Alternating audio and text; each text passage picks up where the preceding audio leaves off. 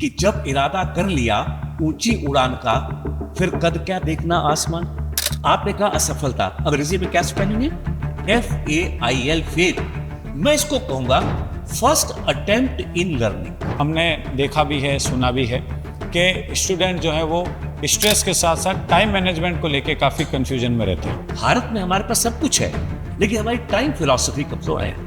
हम काम को टालते हैं। कभी कभी ऐसा होता है, man is a social animal, मनुष्य एक सामाजिक प्राणी है। कुछ ऐसे काम आ जाते हैं, कभी हेल्थ जो है, स्वास्थ्य वो सही नहीं रहता है। जो समय था वो चेक तो कैंसिल हो गया। कल जो आएगा वो प्रॉमिसरी नोट है, मैं ये कर लूंगा, मैं वो कर लूंगा। इस समय क्या मेरे पास है? वो एक रोकड़ है, एक कैश है, उसको मुझे यूटिलाइज करना है। सर, वर्किंग स्टूडेंट्स जो होंगे वो एक पर्टिकुलर एज से ऊपर होंगे। बिल्कुल सर, उनके ऊपर फैमिली का रेस्पॉन्सिबिलिटी भी है। ऐसे बच्चों को, ऐसे लोगों को मैं तो सैल्यूट करता हूं। कोचिंग और सेल्फ स्टडी, सर ये सबसे डेंजरस कैटेगरी में मानता हूँ। स्टूडेंट मैं काम करना नहीं चाहता, मुझे फोर्स किया जाए तो आपको सेटिस्फेक्शन नहीं मिलेगा। जी। जिस समय आप पढ़ने के लिए तैयार नहीं है, मेहरबानी करके किताब को बंद कर दीजिए।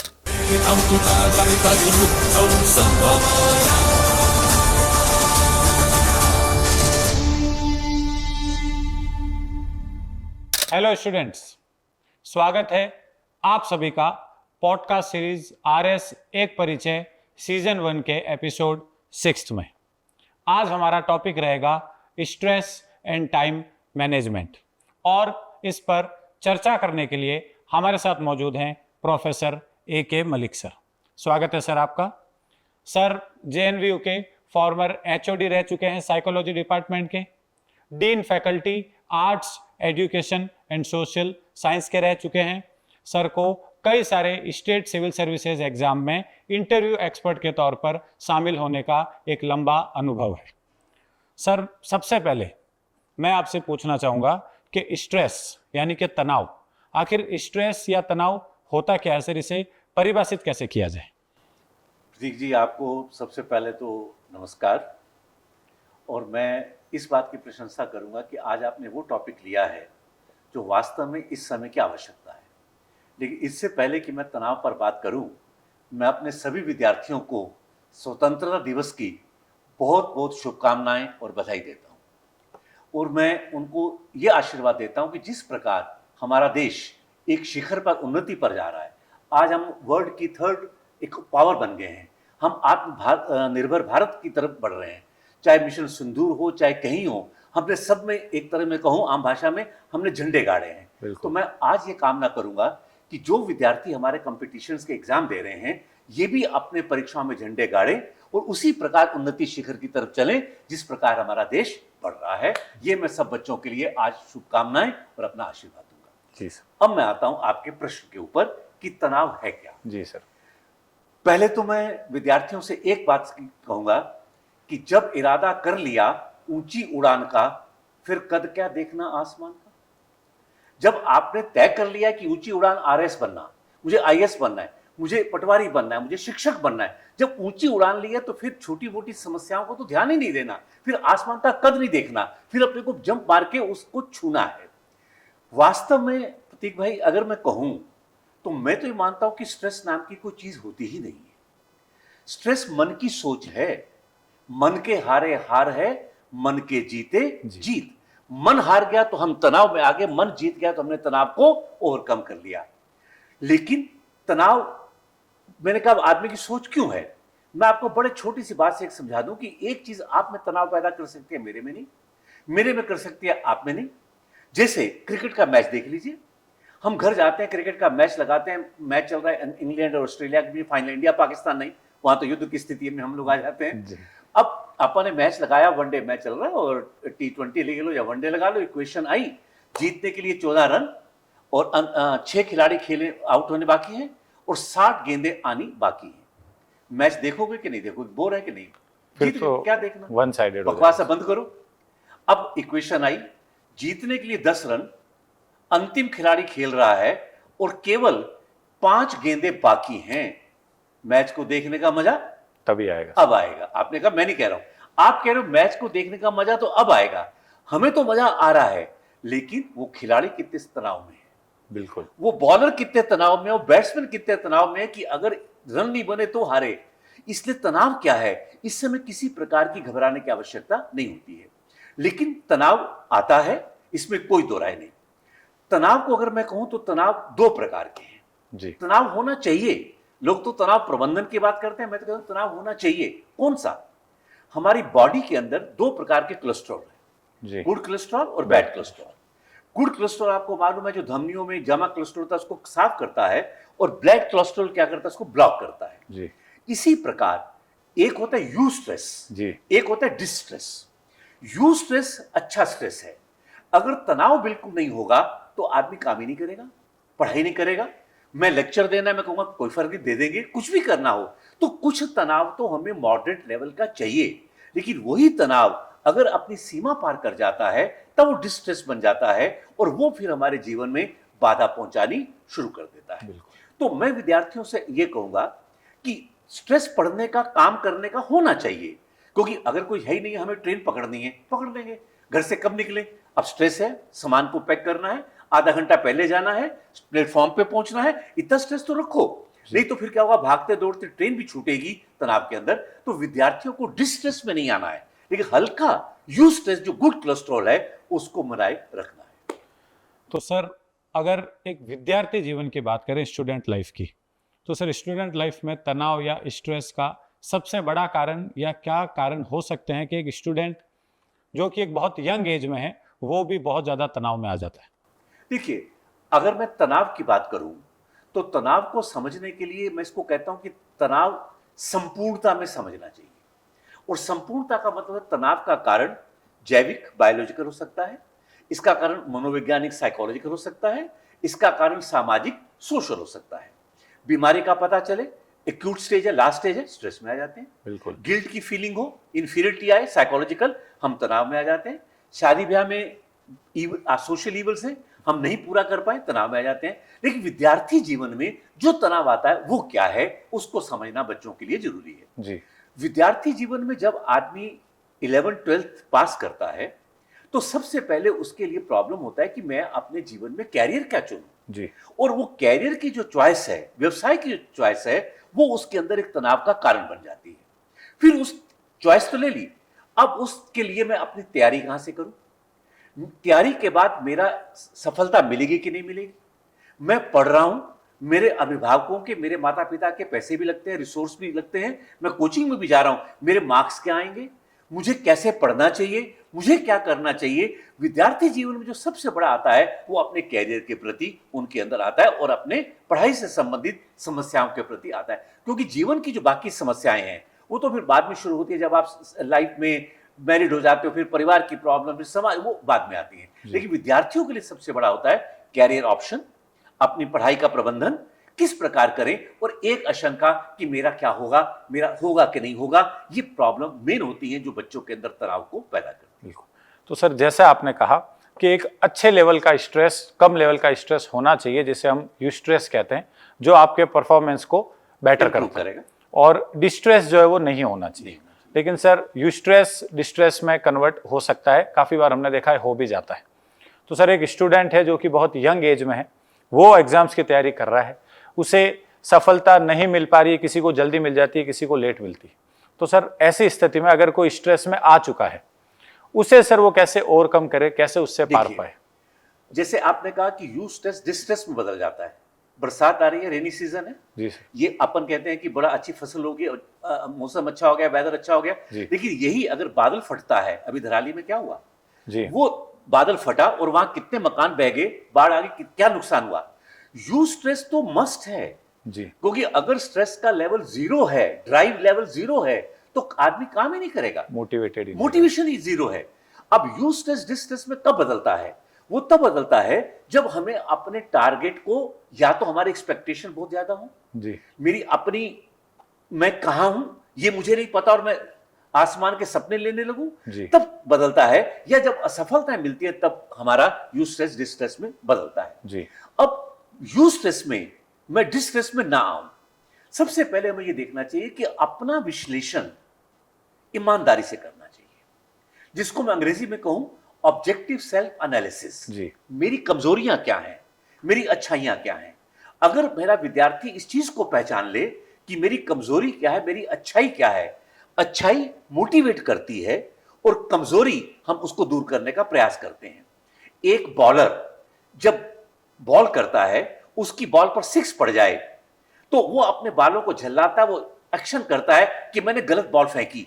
अगर मैंने अपनी गलत बॉल फेंकी, स्ट्रेस में आया, तो मैं अगली बॉल को इंप्रूव करूंगा जी। और अगर एक बॉल पर विकेट ले ले तो उछलता है, वो अपनी पॉजिटिविटी को उछलता है कि मैंने सफलता प्राप्त कर ली, वो अगली बॉल भी अच्छी फेंकेगा।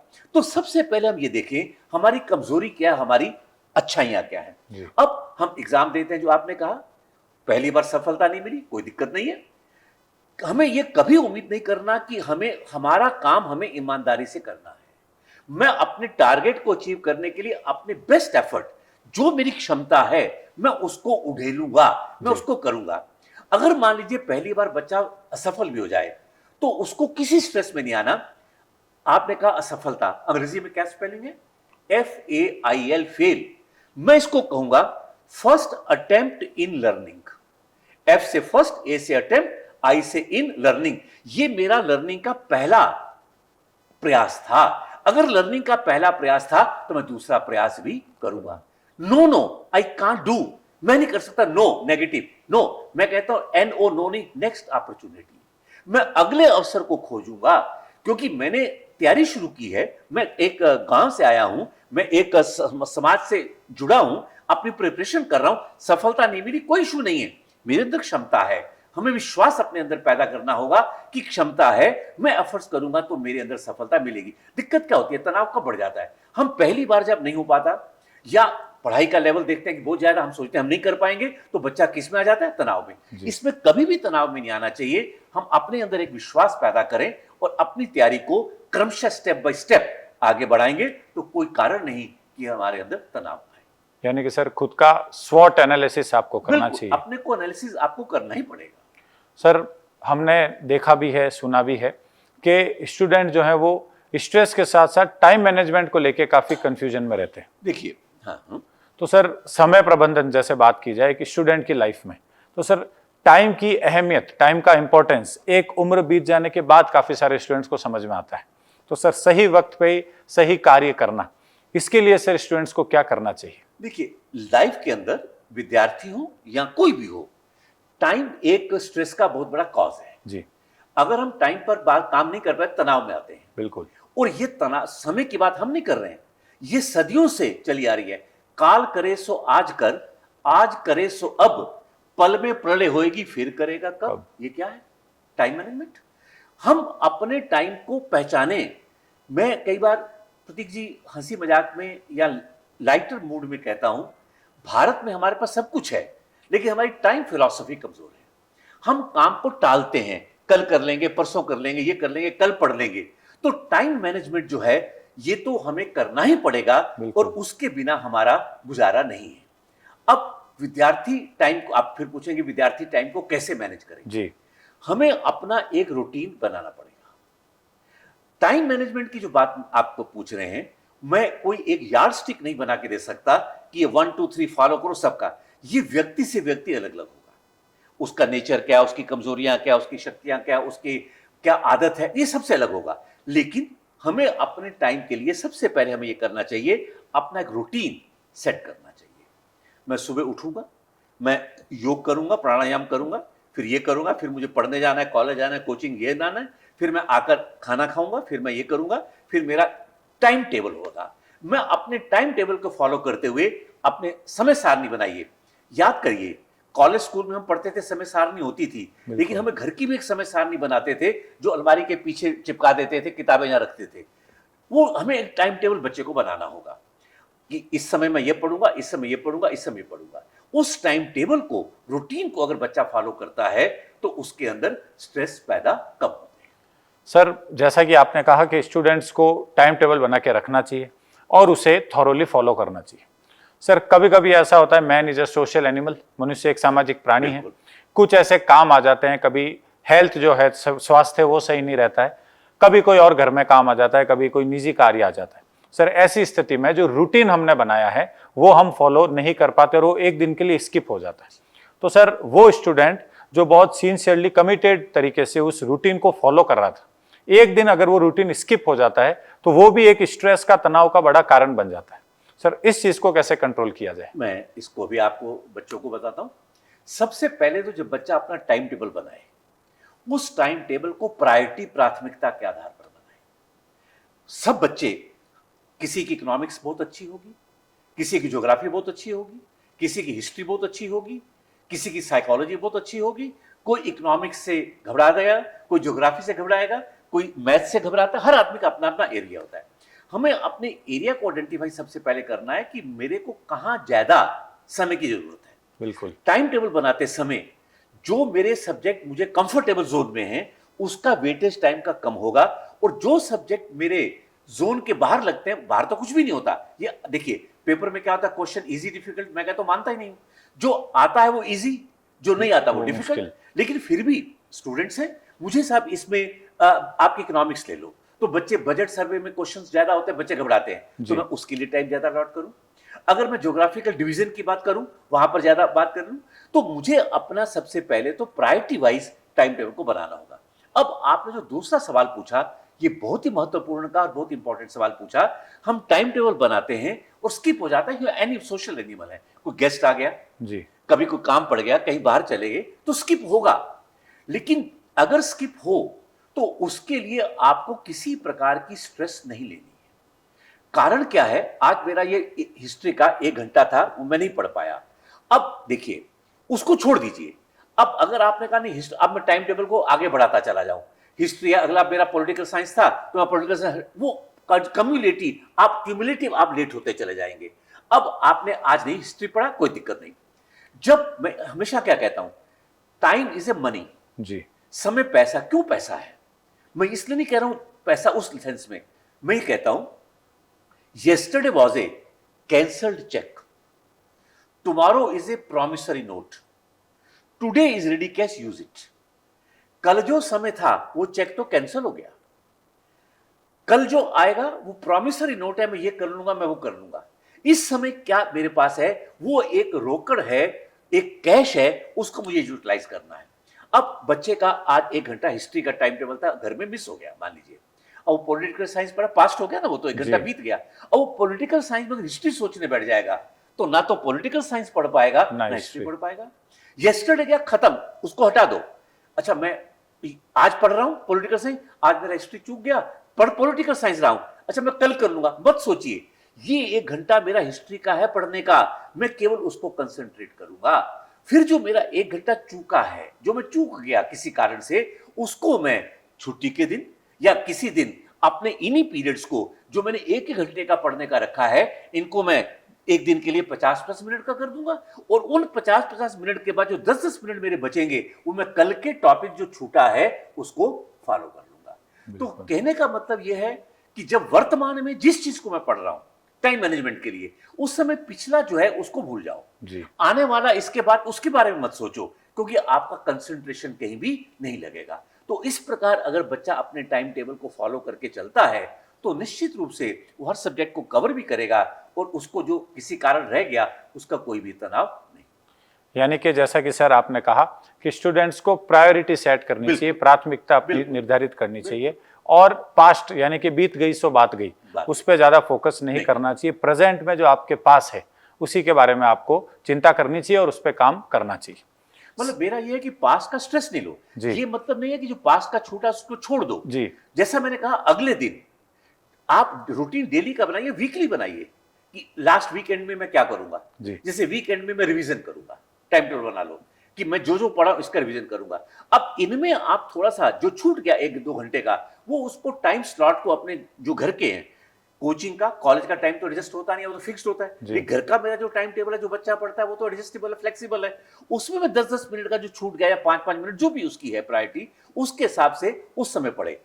वर्तमान में पढ़ते समय छूटे हुए पास्ट को अगर सोचेगा तो स्ट्रेस पैदा होगा, क्योंकि ना प्रेजेंट का समझ में आएगा ना पास्ट क्लियर। यानी कि स्टूडेंट को अपना टाइम टेबल सेट करते समय फ्लेक्सिबल रहना चाहिए। बिल्कुल सर, कंपटीशन एग्जाम्स की तैयारी करने वाले स्टूडेंट्स को हम 3 कैटेगरी में डिवाइड कर सकते हैं। एक वो कैटेगरी हो सकती है सर, ऐसे स्टूडेंट्स जो कॉलेज लाइफ में हैं, कोचिंग कर रहे हैं और साथ साथ सेल्फ स्टडी कर रहे हैं। सर दूसरी कैटेगरी हो सकती है वर्किंग स्टूडेंट्स की, जो जॉब कर रहे हैं, जिनके ऊपर पारिवारिक जिम्मेदारियां हैं, फैमिली रेस्पॉन्सिबिलिटीज है, और साथ साथ वो कोचिंग का समय नहीं निकाल पा रहे हैं या निकाल भी पा रहे हैं मगर ज्यादा समय सेल्फ स्टडी कर रहे हैं। और सर तीसरी कैटेगरी स्टूडेंट्स की जो कोचिंग कर रहे हैं और सेल्फ स्टडी कर रहे हैं। अब सर इन तीनों अलग अलग कैटेगरीज के स्टूडेंट्स के लिए अगर हम 1 बाय 1 लें इनको, तो इनके टाइम मैनेजमेंट यानी कि समय के प्रबंधन का जो तरीका है वो अलग होगा। वन साइज फिट्स ऑल वाली अप्रोच के साथ आप नहीं जा सकते। तो सर अगर हम फर्स्ट कैटेगरी स्टूडेंट्स की बात करें, ऐसे स्टूडेंट्स जो कॉलेज लाइफ में हैं और साथ साथ कंपटीशन एग्जाम्स की तैयारी कर रहे हैं और सेल्फ स्टडी भी करना चाहते हैं, तो वो किस तरीके से अपने डे को, वीक को, मंथ को प्लान कर सकते हैं? देखिए प्रतीक जी, बहुत अच्छा प्रश्न है आपका, ज्वलंत प्रश्न है और बच्चों की प्रॉब्लम है जी। मैं क्योंकि इंटरव्यूज वगैरह में इन्वॉल्व रहता हूँ और अभी मॉक इंटरव्यूज वगैरह भी बहुत जगह लेने पड़ते हैं, अपने उत्कर्ष में ही अपने बहुत से लेने हैं जी सर। मुझे बड़ी खुशी होती है जब 18 साल का फर्स्ट ईयर का बच्चा हम पढ़ने के लिए आ रहा है आरएस की तैयारी के लिए, क्योंकि जिसने इस एज में ठान लिया तो उसकी तैयारी 3 साल है उसके पास, अच्छी होगी, लेकिन उसके कॉलेज भी है, कॉलेज की स्टडी भी है, फिर कोचिंग में भी पढ़ रहा है और सेल्फ स्टडी भी करनी है जी। अक्सर देखा गया, बहुधा देखा गया कि जब बच्चा कोचिंग में आ जाता है तो वो कॉलेज की स्टडी को इग्नोर करता है। वो कहता है ये तो हो जाएगी, ठीक है, मुझे तो आरएस बनना है या मुझे आईएएस बनना है या मुझे फर्स्ट ग्रेड में जाना है, टीचर बनना है, जो भी बनना है, तो उसको कंसिडर करता है। मैं इसके लिए सहमत नहीं होता। हमें अपने टाइम को डिवाइड करना होगा जी। अगर वो कॉलेज की स्टडी को इग्नोर करता है तो उसका इफेक्ट उसके कोचिंग पर भी पड़ेगा। क्यों पड़ेगा? एक तो वो टेंशन दिमाग में रहेगा कि साहब मेरे एग्जाम का मैं क्या लिखूंगा क्या नहीं, फिर वही जो वहां पढ़ाएंगे हिस्ट्री, पॉलिटिकल साइंस, ज्योग्राफी, वही तो कोचिंग में आएगी। बिल्कुल। तो ऐसे विद्यार्थियों को क्या करना चाहिए, समय को डिवाइड करें कि मैं 1-2 घंटा अपने कॉलेज की तैयारी को दूंगा, क्योंकि वहां आपके पास लिमिटेड 3 या 4 पेपर होते हैं। मैंने 2 घंटा डिसाइड कर लिया मैं अपने कॉलेज का रिवीज करूंगा। उसके बाद जो समय मिलेगा वो उसके बाद मैं अपने कोचिंग जो भी पढ़ के आया हूं वो उसकी मैं तैयारी करूंगा। अब समय 24 घंटे है, बच्चे को सोना भी है, बच्चे को खेलना भी है, उसकी हॉबीज भी हैं, किसी को सेक्रीफाइस नहीं करिए। मैं तो ये कहूंगा बच्चे क्या करते हैं, इसके चक्कर में रात के 3-3 बजे तक पढ़ते हैं और 2 घंटा सोते हैं। अगर मेरी ब्रेन को स्लीप नहीं मिला, नींद नहीं मिली, तो ब्रेन काम कैसे करेगा? आप रेस्ट भी करिए, लेकिन आप अपने समय को डिवाइड करिए कि इस समय जैसे एग्जाम यूनिवर्सिटी है आपका, आपने फर्स्ट ईयर सेकंड ईयर में आप कोचिंग भी कर रहे हैं, अभी सेशन शुरू हुआ है, तो आप कॉलेज के सब्जेक्ट अभी वहां पढ़ाई भी कम है, तो वहां आप टाइम को कम दें और कोचिंग में जो आप पढ़ रहे हैं उसको टाइम ज्यादा दें। बिल्कुल। अब अभी आपका एग्जाम तो एलिजिबल तो आप बीए के बाद होंगे, बीकॉम बीएससी के बाद होंगे, अब आपका एग्जाम का टाइम आ गया, 1 महीना 2 बचा है। अब अगर मैं अपने कॉलेज वाले पढ़ाई को टाइम कम दूंगा और दूसरी कोचिंग को ज्यादा दूंगा तो मेरी वो प्रभावित होगी। उस समय मुझे अपने कॉलेज के टाइम को बराबर ज्यादा टाइम देना होगा in comparison to the coaching. क्यों? एग्जाम के बाद जब आपके पास वोकेशन आता है उस समय आप उसको तैयारी करो, बट इसमें कंटिन्यूटी होनी चाहिए, निरंतरता होनी चाहिए।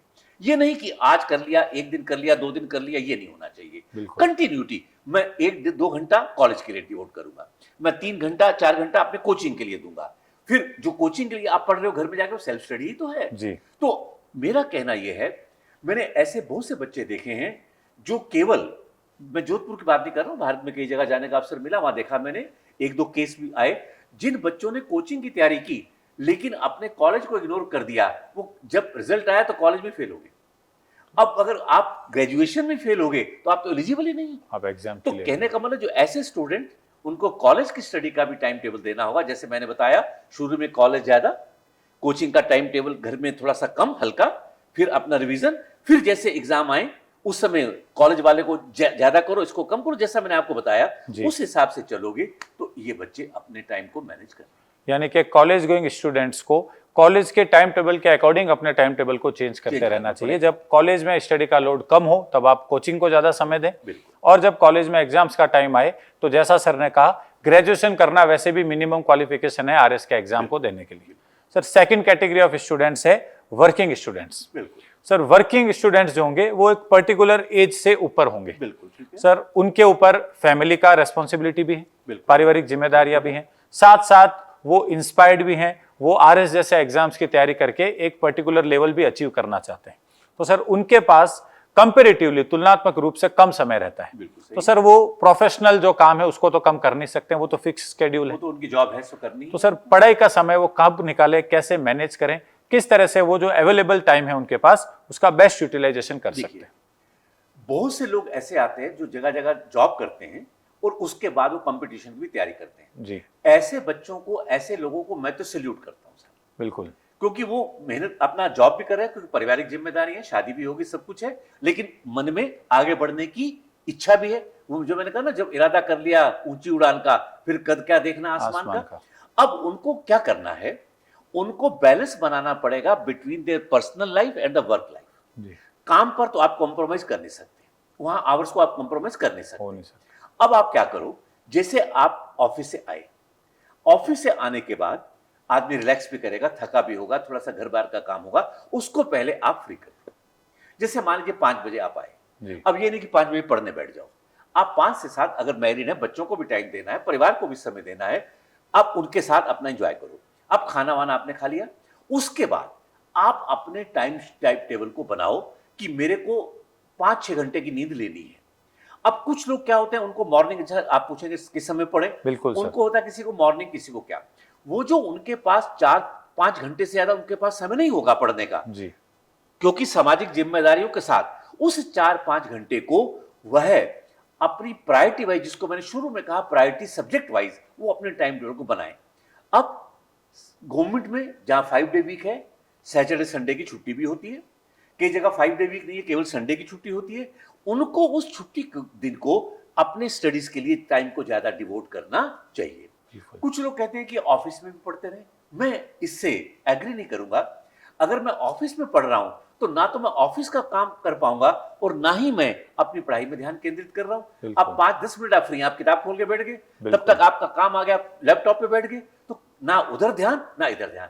जिस समय जो काम करना है उसमें मुझे डूबना होगा। बिल्कुल। तो जो मेरे पास समय है, और जो सर्विस वाले हैं, क्योंकि एग्जाम के लिए 6-8 महीने का समय मिलता है, उनको उन 6-8 महीनों में जो उनके पास टाइम मिला है उसको बेस्ट यूटिलाइज करना है। और उसका तरीका यही होगा कि जो 4-5 घंटे हैं उसकी सब्जेक्ट की प्रायोरिटी वाइज वो उसको निर्धारित करें, और संडे और छुट्टी के दिन में वो ज्यादा कंसंट्रेट करें। सर मैं इसमें एक लाइन ऐड करना चाहूंगा कि अक्सर हमने देखा है कि जो वर्किंग लोग हैं उनका सक्सेस रेट भी ज्यादा रहता है। डेफिनेटली। जैसा कि आपने कहा कि वो लोग हाईली मोटिवेटेड रहते हैं और वो अपने टाइम को बेस्ट यूटिलाइज कर लेते उसका कारण है ना कि वो जो 4-6 घंटे पढ़ते हैं, उनको पता है कि मेरे पास मात्र ये टाइम है बिल्कुल। जिसमें मुझे पढ़ना है। और अगर मैं 8-10 घंटे वाला हूं, जैसे होता है ना स्टूडेंट्स लाइफ में, अब क्या होता है, देखिए प्रतीक जी, आपने भी विद्यार्थी जीवन में एग्जाम दिया, मैंने भी दिए।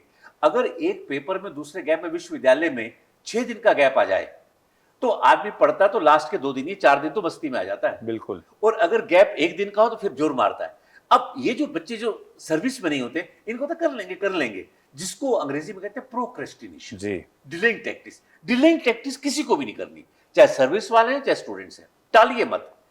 जो बच्चे पढ़ रहे हैं इनका टाइम टेबल आपने बताया किस प्रकार के, सर्विस वाले हैं इनको इस प्रकार से बनाना। सर तीसरी कैटेगरी स्टूडेंट्स की, वो स्टूडेंट्स जो कोचिंग कर रहे हैं और कॉलेज लाइफ पूरी कर चुके हैं, जॉब भी नहीं कर रहे हैं, कोचिंग और सेल्फ स्टडी। सर ये सबसे डेंजरस कैटेगरी मैं मानता हूं स्टूडेंट्स की, क्योंकि इस कैटेगरी के स्टूडेंट्स को लगता है उनके पास काफ़ी टाइम है और टाइम की वैल्यू नहीं करते हुए वो, जैसे आपने कहा, प्रोक्रास्टिनेट करते रहते हैं, यानी कि चीज़ों को टालते रहते हैं। और अल्टीमेटली जब एग्जाम की डेट सिर पे आ जाती है तो उनके पास भी उतना ही समय रहता है जितना एक वर्किंग स्टूडेंट के पास है। तो सर वो स्टूडेंट्स जो कोचिंग कर रहे हैं और सेल्फ स्टडी कर रहे हैं, बाकी सभी जिम्मेदारियों से मुक्त हैं, वो सर किस तरीके से जो ज़्यादा टाइम उनको मिला है कंपेरेटिवली उसको यूटिलाइज करें? आपने कहा कि सबसे डेंजरस कैटेगरी, जी मैं तो पॉजिटिव बोलूंगा, सबसे भाग्यशाली कैटेगरी। जी भाग्यशाली क्यों? ना तो उन पे कॉलेज की पढ़ाई का लोड है, ना उन पे ऊपर परिवार की जिम्मेदारी का लोड है, जी वो तो बेस्ट अपॉर्चुनिटी है उनके लिए। बिल्कुल। लेकिन वही टेंडेंसी, हमारा ग्रेजुएशन तो हो गया, कर लेंगे, ऐसे बच्चों के लिए तो बेस्ट टाइम का यूटिलाइजेशन सबसे अच्छा, इनसे अच्छा तो कोई कर ही नहीं पाएगा, क्योंकि इनके अलावा उनको कोचिंग और उसके अलावा कोई चिंता ही नहीं है, कुछ करना ही नहीं है। तो ऐसे बच्चों को ये चाहिए, जैसा मैंने आपको शुरू में कहा, कोचिंग से जो भी टाइम है, अगर मॉर्निंग क्लास है तो दोपहर लंच के बाद अपना टाइम टेबल बनाएं, आफ्टरनून की क्लास है तो नेचुरली बच्चा जाएगा 7-8 6-7 बजे तक पढ़ के आता है, तो वो मॉर्निंग टाइम को अपने को टाइम टेबल को बनाए और वीक में एक दिन रिवीजन के लिए जरूर रखे। बिल्कुल। क्योंकि ये तो सबसे बेस्ट वाली कैटेगरी है जिसमें आपके पास समय की कोई कमी नहीं है, लेकिन समय की वैल्यू को पहचानना हमें है। जी। इसीलिए मैंने कहा था टाइम इज ए मनी, ये समय पैसा है, इसकी वैल्यू को अपन पहचान जाएंगे तो है ना, राम नाम की लूट है, लूट सके तो लूट, फिर पाछे पछताएगा जब प्राण जाएंगे छूट। जी। ये आपके पास बेस्ट अपॉर्चुनिटी है, मेहनत कर लो बच्चों, पसीना बहा लो, लेकिन इस पसीना बहाने के साथ साथ अपनी हेल्थ, अपने हॉबीज, अपने बॉडी को रेस्ट, इसको भी आपको ध्यान में रखना। बिल्कुल सर, एक क्वेश्चन है जो स्टूडेंट्स बार बार हमसे पूछते हैं, और वो सर ये प्रश्न है कि पढ़ाई का बेस्ट टाइम क्या है। कुछ ऐसे स्टूडेंट्स हैं जो अर्ली बर्ड होते हैं, यानी कि सुबह जल्दी उठ के पढ़ना प्रीफर करते हैं। कुछ स्टूडेंट्स हैं जो लेट नाइट स्टडीज को प्रीफर करते हैं, और ज़्यादातर जो विद्यार्थी हैं सर वो कंफ्यूज रहते हैं। वो दिन में उठ के भी ट्राई कर लेते हैं, वो रात के समय भी पढ़ के देख लेते हैं, मगर एक बैलेंस नहीं बना पाते हैं कि हमें अल्टीमेटली पढ़ना कब है और मैक्सिमम आउटपुट कब आ रहा है। तो सर आपकी नज़र में एक स्टूडेंट को किस समय पढ़ना चाहिए, या सुबह पढ़े रात को पढ़े वो ज़्यादा मायने नहीं रखता है? मेरे हिसाब से कोई मायने नहीं रखता कि मैं किस समय पढ़ता हूँ। ये कोई मैंने जैसे कहा ना, स्टैंडर्ड हो ही नहीं सकता, हर आदमी का अपना है। कुछ लोग बिल्कुल चाहते हैं पढ़ते समय बिल्कुल पीस हो, कोई आवाज नहीं आए, तो उनके लिए मॉर्निंग का टाइम है। बिल्कुल। मैं तो प्रतीक जी बताऊं, मैं विद्यार्थी जीवन में जब था तो मैं तो रात को 9 बजे सो जाता था, ऑनेस्टली बताऊं, लेकिन मैं 2 बजे उठ जाता था, क्योंकि 2 से 6 बजे तक जो 4 घंटे होते थे उस समय कोई डिस्टर्बेंस नहीं होता था, कोई आवाज नहीं, कोई, मुझे शांति में पढ़ना अच्छा लगता था।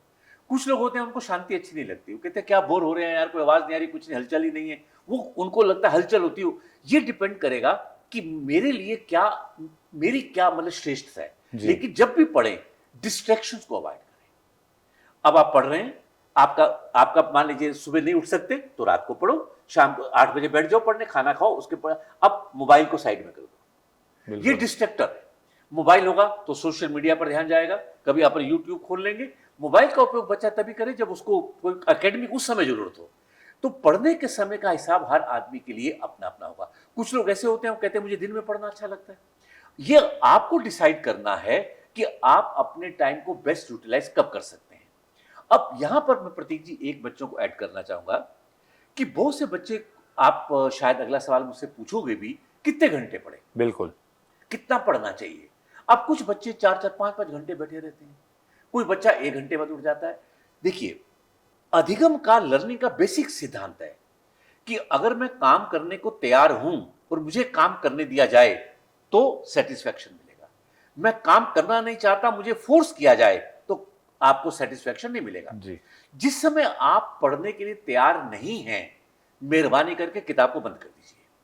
कोई फायदा नहीं किताब शीशे की तरीके से सामने रखे और ध्यान इधर उधर बटा हुआ हो, मत पढ़िए। जिस समय आप मेंटली प्रिपेयर्ड हैं उस समय आप अपनी पढ़ाई को तैयार करिए।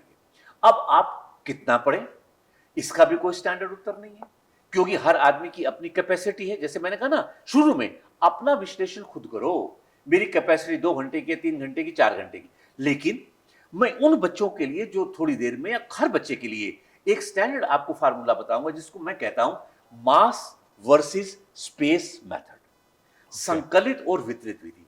संकलित का मतलब होता है संकलन मतलब इकट्ठा, और वितरण का मतलब डिस्ट्रीब्यूशन। अब मैंने पढ़ना शुरू किया, मुझे 2 घंटे के बाद थकान आ गई, आगे। अब क्योंकि मेंटल फैटिग है, फिजिकल फैटिग तो है नहीं। फिजिकल फैटिग तो सब में इक्वल होगी, दौड़ेंगे तो अपन सबकी एनर्जी यूज होगी। ये तो मेंटल है। आपको टॉपिक इंटरेस्टिंग लगा, समझ में आ रहा है, कोई थकान नहीं है। समझ में नहीं आ रहा, बोरिंग लग रहा है, तो आपको थकान आ गई। जिस समय आपको 1-2 घंटे के बाद थकान आए तो आप अपनी कॉपी किताब को बंद कर दें और बीच में 10-15 मिनट का गैप दें। उस गैप में आप वो काम करें जिससे आपका स्ट्रेस दूर होता हो। जैसे किसी को म्यूजिक अच्छा लगता है, किसी को गाना सुनना अच्छा लगता है, किसी को गजल सुननी अच्छी लगती है, किसी को वॉक करना अच्छा लग जाता है, किसी को चाय अच्छी लगती है। आप रूम में जाएं, अपना चाय बनाएं और चाय पी लें। वो 15 मिनट जो हैं वो आप एकदम रिलैक्स रहिए, तो आपका जो मेंटल फैटिग है, मानसिक थकान, वो ऑटोमेटिक दूर हो जाएगा। फिर पढ़ने बैठ जाएं। क्लियर? लेकिन अब आप कहेंगे कि साहब ये 10-15 मिनट ही आप क्यों कह रहे हैं? ये भी इसका कोई स्टैंडर्ड नहीं है, ये व्यक्ति से व्यक्ति निर्भर करेगा। लेकिन रेस्ट पीरियड जो मैंने बताया, ये बच्चे ये कंफ्यूज ना करें कि इसको इतना लंबा कर दें कि दोबारा पढ़ने में जोर आए। जी। क्योंकि जब आदमी काम करता है तो वार्म अप होता है, और वार्म अप होने में उसको तैयारी लगती है। हम टीचर हैं, पढ़ाते हैं क्लास में ना, तो शुरू के 2 मिनट क्या करते हैं, कल ये पढ़ाया था, फिर ये पढ़ाया, फिर हम उस टॉपिक पर आ जाते हैं, फिर हम मोमेंटम पकड़ते हैं। जी। अब अगर बच्चे ने सोचा 2 घंटे पढ़ लिया और मुझे तो सर ने कहा था कि रेस्ट करना, मैं 1 घंटा रेस्ट कर लूं, फिर उसको 1 घंटे के बाद दोबारा पढ़ने में वो होगा, जोर लगे। तो जब उसको लगे कि उसका स्ट्रेस दूर हो गया 10-12 मिनट में, फिर वो पढ़ने बैठे, तो समय का विभाजन करें, और वो समय का विभाजन हर व्यक्ति के लिए अलग अलग होगा। वो जी। उसकी अपनी क्षमता, अपनी रुचि, अपने लक्ष्य, उसको लेकर। तो ये थे प्रोफेसर A.K. मलिक सर, जिन्होंने बताया कि विद्यार्थी जीवन में स्ट्रेस के क्या कारण हो सकते हैं और आप उस स्ट्रेस को यानी कि तनाव को कैसे कम कर सकते हैं। सर ने कहा कि एक अच्छे लेवल का स्ट्रेस, जिसे यूस्ट्रेस कहा जाता है, वो आपको काम करने में हेल्प करता है, लेकिन हमें यह तय करना होगा कि यूस्ट्रेस डिस्ट्रेस में कन्वर्ट नहीं हो, और उसके लिए सर ने तरीका बताया आत्मविश्लेषण यानी कि सेल्फ एनालिसिस, और अपने टास्क को, अपने काम को प्रायोरिटाइज करें, प्राथमिकता दें और उसके अनुसार टाइम टेबल को फॉलो करें। इसमें प्रतीक जी एक पॉइंट में बच्चों को और ऐड कर दूं जी सर। कि जब तनाव आए अपने पास मत रखिए, जिसको टेक्निकल हम कहते हैं कैथारसिस, शेयर करना। जी। अपने मन की स्ट्रेस किस कारण आ रहा है, भाई घर की प्रॉब्लम है, प्रेशर आ रहा है, दोस्त के साथ कोई प्रॉब्लम होगी, अपनी समस्या को बांटिए, शेयर करिए। बिल्कुल। और जिस पर आपको विश्वास है, फ्रेंड हो सकता है, पेरेंट्स हो सकते हैं, दोस्त हो सकता है, टीचर हो सकता है, जिस पर विश्वास है उसके साथ आप शेयर कर लेंगे, तो जो तनाव आपके अंदर बना है वो तनाव ऑटोमेटिकली खत्म हो जाता है। हम डेथ के बाद क्यों बैठक रखते हैं, उसका अपना धार्मिक रिलीजन छोड़ दीजिए, यही तो है कि जब रोज लोग बैठकर हम बात कर लेते हैं तो हमारे साइकोलॉजिकल शॉक एब्जॉर्बर मजबूत होते हैं। बिल्कुल। तो जब मेरे विद्यार्थी कभी किसी व्यक्तिगत रीजन से, अपन ज्यादातर, मैंने इसलिए इसको जोड़ा, हम एकेडमिक ज्यादा बात कर रहे हैं लेकिन स्ट्रेस की बात कर रहे हैं, तो मैं बच्चों को यह भी कहना चाहूंगा कि बच्चे, बेटियों, जब आपके अंदर कोई व्यक्तिगत तनाव भी आए तो जिस पर शेयर कर, विश्वास उससे शेयर कर लेना, अपने दिमाग में उसको मत रखना। शेयर कर लोगे तो बाहर निकल जाएगा, तनाव दूर, फिर अपन उसी काम से तैयारी करेंगे। बिल्कुल सर, बहुत बहुत धन्यवाद आपका कि आपने अपने इस रिच एक्सपीरियंस को हमारे स्टूडेंट्स के साथ इतने विस्तार से शेयर किया। बहुत बहुत धन्यवाद। मुझे आशा है कि आज के इस पॉडकास्ट के बाद बच्चों में, क्योंकि जो पिछले पॉडकास्ट में मैं कमेंट्स देख रहा था तो कुछ बच्चों के कमेंट्स भी आए थे, ऐसा टाइम मैनेजमेंट, बिल्कुल। उसको आपने पूरा किया, उसके लिए आपको भी धन्यवाद। और निश्चित रूप से फिर मैं बार बार कह रहा हूं, ये एब्सोल्यूट नहीं है, हर आदमी के लिए यही लागू नहीं हो सकता, ये 1 2 3 हर आदमी, वो हर व्यक्ति करेगा, लेकिन ये अगर जनरल पॉइंट्स हम ध्यान में रखकर चलेंगे तो निश्चित रूप से टाइम भी मैनेज होगा और आपका स्ट्रेस भी दूर होगा और सफलता आपके चरण छूएगी। Thank you sir. मैं स्टूडेंट से कहना चाहूंगा कि यह एपिसोड हमारे पॉडकास्ट सीरीज RS एक परिचय का सेकंड लास्ट एपिसोड था। अब हमारा लास्ट एपिसोड बाकी है। आप अपनी किसी भी प्रकार की जिज्ञासा या किसी भी टॉपिक पर जिस पर आप चर्चा चाहते हैं, नीचे दिए गए कमेंट बॉक्स में जो फॉर्म दिया गया है उसे फिल कर हमारे साथ शेयर कर सकते हैं। धन्यवाद।